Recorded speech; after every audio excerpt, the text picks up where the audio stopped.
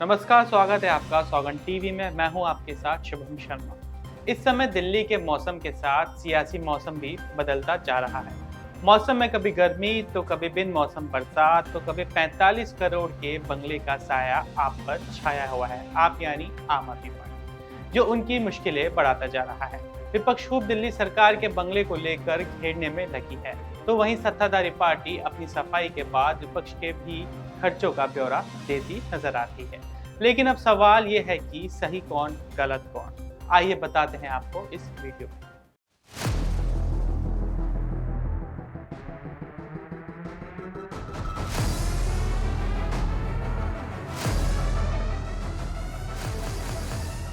सही और गलत बताने से पहले सिलसिलेवार तरह से समझाते हैं कि आपको पूरा मामला क्या है। दिल्ली में आम आदमी पार्टी ने हाल ही में अपनी बंगले की मरम्मत पर 45 करोड़ रुपए का खर्चा किया है, जिसे लेकर वे विपक्ष के कटघरे में खड़े हो गए हैं। बीजेपी लगातार आप और उसके नेताओं पर आरोप लगा रही है कि सभी नेताओं ने पद पर रहते हुए सरकारी खजाने का दुरुपयोग किया है। बीजेपी ने अरविंद केजरीवाल के शपथ पत्र और उसके बंगले के रिनोवेशन को लेकर हमला बोला है।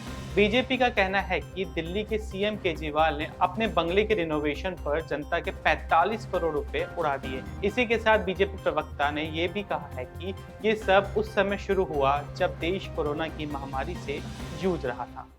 The most pathetic issue as far as the renovation of this whole mahal of Arvind Kejriwal ji is concerned, कि ये उस समय रिनोवेट हो रहा था जब कोरोना की महामारी से पूरे दिल्ली में हाहाकार मचा हुआ था। मैं डेट के साथ आपको पूरा पीस रखूंगा, आपके सामने पूरे आंकड़े रखूंगा। आज समझ में आ रहा है कि अरविंद केजरीवाल जी जिस समय दिल्ली में ऑक्सीजन सप्लाई केंद्र तो कर रही थी, टैंकर तो आ रहे थे, मगर टैंकर अस्पतालों तक पहुंच नहीं पा रहे थे। क्यों लोगों को आम आदमी अपने घर बेच रहा था इलाज के लिए? क्योंकि अरविंद केजरीवाल जी अस्पताल में बेड नहीं दे पा रहे थे। उस समय अरविंद केजरीवाल जी अपने महल के रिनोवेशन में व्यस्त थे। 1 सितंबर 2020 जब कोविड का पहला चरण, पहला वेव चल रहा था, तब रिनोवेशन के लिए 7 करोड़ 91 लाख रुपए सैंक्शन किए गए। 8 जून 2021 को जब ऑक्सीजन सिलेंडर के लिए दिल्ली में हाहाकार मचा हुआ था, उस समय 1 करोड़ 64 लाख रुपए अरविंद केजरीवाल जी के महल के रिनोवेशन के लिए सैंक्शन किया गया। 22 अक्टूबर 2021 को जब कोविड का विषय पूरा चल रहा था, उस समय 9 करोड़ 9 लाख रुपए सैंक्शन किए गए। 30 दिसंबर 2021 को 5 करोड़ 73 लाख रुपए सैंक्शन किए गए, मगर ये कम पड़े, इसलिए 8 करोड़ रुपए और देने पड़े और 8 करोड़ खर्च हुआ। और 29 दिसंबर 2020 को 9 करोड़ 34 लाख रुपीस, 9 करोड़ 34 लाख रुपया ये सैंक्शन किया गया महल के रिनोवेशन के लिए। इसी के साथ बीजेपी ने जानकारी देते हुए कहा कि केजरीवाल ने अपने बंगले पर 97 लाख तक के पर्दे पर खर्च किए हैं। 23 पर्दे, 23 पर्दों का ऑर्डर दिया गया। 8 पर्दे लगा दिए गए, 15 पर्दे बाकी हैं। मुझे तो ये प्रेस कॉन्फ्रेंस करते हुए भी बड़ा अजीब लग रहा है कि पर्दों के ऊपर प्रेस कॉन्फ्रेंस हो रहा है, मगर पर्दे भी तो कोई साधारण पर्दे नहीं है, महाराज के पर्दे। पहला पर्दा, उसका रकम लिखिए आप, 5,05,087 रुपीज, ये पहला पर्दा। दूसरा पर्दा 6,22,340 रुपया का है। तीसरा पर्दा 5,59,162 रुपीज। चौथा पर्दा, और यह सबसे महंगा पर्दा है, 7,94,062 रुपए का। 7,94,000, गलती से मैंने 62 बोल दिया, 71, मतलब कुल मिलाकर के ये एक पर्दा लगभग 8 लाख रुपए का है, सबसे महंगा पर्दा है। पांचवा पर्दा 3,57,291 रुपीज। छठा पर्दा 5,84,594 रुपीज। सातवां पर्दा 6,09,13 रुपया का।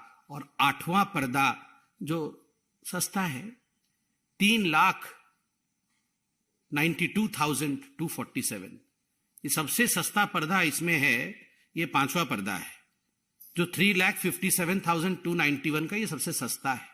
2013 में सीएम बनने से पहले केजरीवाल ने शपथ पत्र पर लिखा था कि वे लाल बत्ती की गाड़ी नहीं लेंगे, ना ही सुरक्षा लेंगे, ना ही बड़ा बंगला लेंगे। लेकिन अब इस बंगले पर खर्चे के बाद उनका ये शपथ पत्र भी चर्चाओं में है।